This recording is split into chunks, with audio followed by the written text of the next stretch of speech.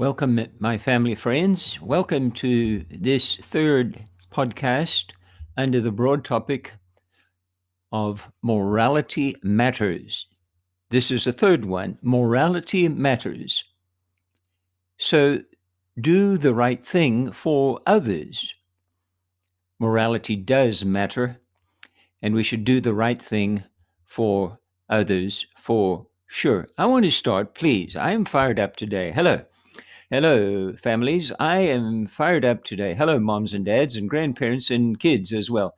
I want to start with a story about a wedding that happened to me. I was involved with many years ago, like 30 years ago. Here's the way it goes. Here's the way the story is. It was my first full-time ministry as the preacher pastor. And I consented to perform a wedding ceremony for a very young couple in a very small town in Oklahoma during the oil boom. It was an overcast night, a bit rainy, when I arrived at the little house, dark. There were about 15 people in there. I went dressed like I thought I was supposed to, with a suit on. There were about 15 people, all overly happy with alcohol. And I'm telling you what, the groom was in fact the happiest. Here's what he said when I stepped in. He said, "Okay, the preacher is here. Let's welcome him." And all of them raised their beer cans in a salute.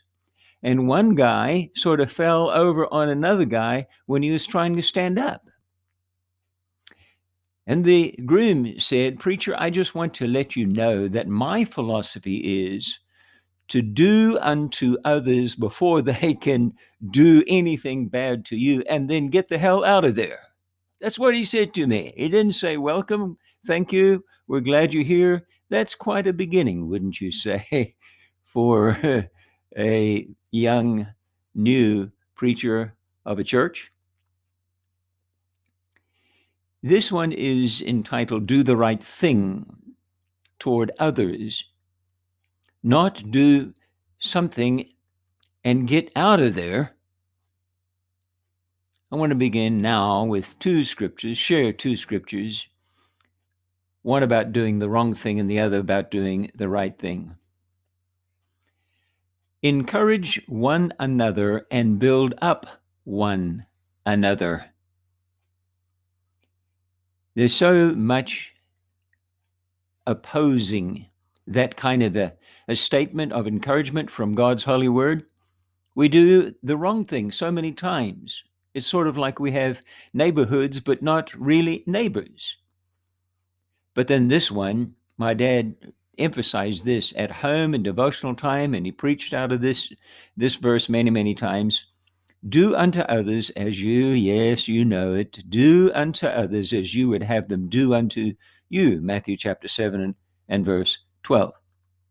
So I'm thinking here, sharing with you, doing the right thing for others and giving compliments to others go hand in hand. I want to tell a story that happened to me. Another story. I love stories, don't you? I love sharing stories and hearing stories from others.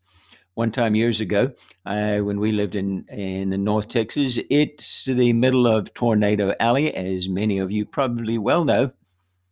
I had taken off on a Saturday morning. It was sunshiny, not a cloud in the sky. And about an hour later, the sunshine changed to storm shine. Oh, the sirens warning of the tornado approach and danger had people going home. Many have cellars in those parts of the world. It started raining and little pieces of hail and wind and the tornado, and it was blowing, and traffic had shut down or disappeared, and I had to make it home. It was foggy, overcast, heavy duty. I saw one white pickup in the distance, and as I drew closer to it, I realized it was a Texas Electric Company pickup. The windows were all fogged up. I must have looked like a skinny rat, running on two toothpicks. That's the way I was in those days. But I thought, here's an opportunity. So as I approached, couldn't see anybody in there. The windows were all fogged over. But I thought, here's an opportunity to do the right thing, hopefully. I tapped on the window, and as you can imagine it, the window opened about 1 inch. The Texas guy, had a cap on and a big beard, and all I could see was two eyes peering at me, wondering what in the world was this guy doing. So I popped the question. I said, happily, as the rain pelted down on top of me, has anyone today said you're doing a good job? In a deep Texas drawl, he said, you did a year ago, and I still appreciate it. And he said, you better take off and get to the house. I ran home smiling that I had done the right thing for someone else. Now, here's the deal. Just this morning on a telephone call, a lady asked me, quote, what's up with this generation of 20-somethings? They don't seem to understand that social skills and politeness and manners and treating people as people and not as things or some sort of instrument, they don't understand that. She works in a professional office. But let me share another story of something that happened to me just last week, which is on the other side of this. This will warm your heart. It certainly did mine. I was running again. I'm in my 56th year of running. I was running again, and I was about 15 minutes from home, and there were three probably teenage young boys, maybe 11 or 12, I guess, three boys and three skateboards. And I was going uphill, one was going downhill, and you know how most kids today, like a high percentage of them, barely reply when you even greet them a lot of times. But this one young guy initiated a statement. He said something to me like, have a good day. I stopped and thanked him. I said, look up, what do you see? He said, sky. I said, what color? He said, blue. I said, what does that represent? He thought for a minute, and then he said, possibilities? Yes. And I said, for who are those possibilities? And he said, me? Yes, you. And as I continued with my run, I said to him, you know, young man, with such a positive attitude that you have, the sky is the limit for your future. I enjoyed giving him a compliment and doing the right thing for someone else. And when I did, he smiled. Here's a song that I like. I can't believe it came out in 1974. I had to look it up. It's by Billy Swan. It says, I can help. Would you like me to sing the song for you? Well, keep waiting. But some of the lyrics are, if you've got a problem, don't care what it is, and if you need a hand, I can assure you of this. I can help. I've got two strong arms, and I can help. It will sure do me good to do you good.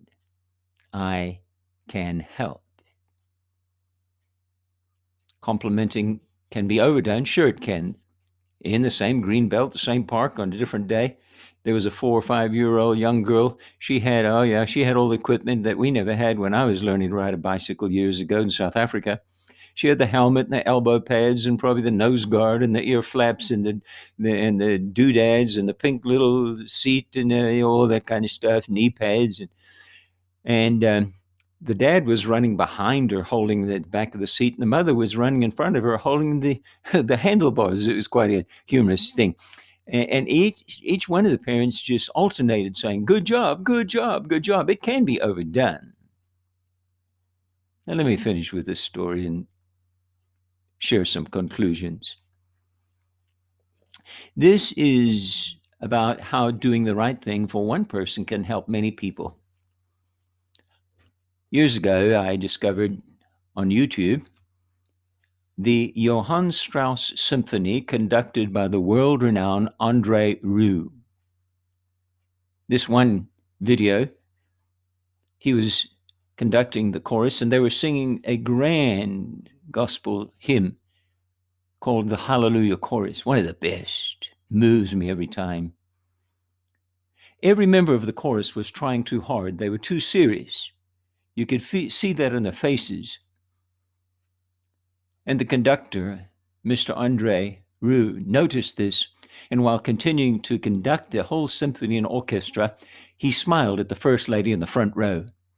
She smiled and turned to the next one, and the entire chorus was soon smiling. And the quality of the entire performance greatly improved. Doing the right thing for others, giving a compliment when it is sincere and honest and straightforward, is a marvelous thing to do. What do we conclude here? Dads, find your child doing something good, even if it's so small. Find them doing something good and blow that up. Make a huge deal about it. Give a sincere, heartfelt, significant compliment. It will help teach your child, your children, your daughter, your husband, your wife, your employees, that morality matters in doing the right thing. It's easy to do to give a compliment. Here's a song we used to sing at our devotionals at home when our kids were growing up. It's entitled, Love is Something If You Give It Away. And thank you for asking me to sing it. Thank you very much. I appreciate that. I'll try to struggle through. Love is something if you give it away. Love is something if you give it away. Give it away, give it away. Love is something if you give it away. You'll end up having more.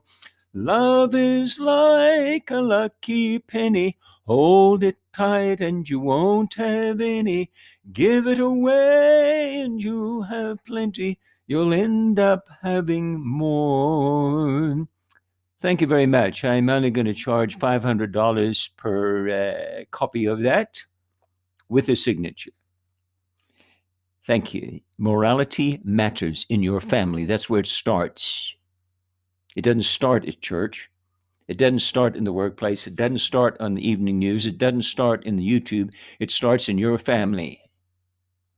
Do the right thing. Morality matters. The next and last podcast in this series is Do the Right Thing for God, because morality matters. God bless.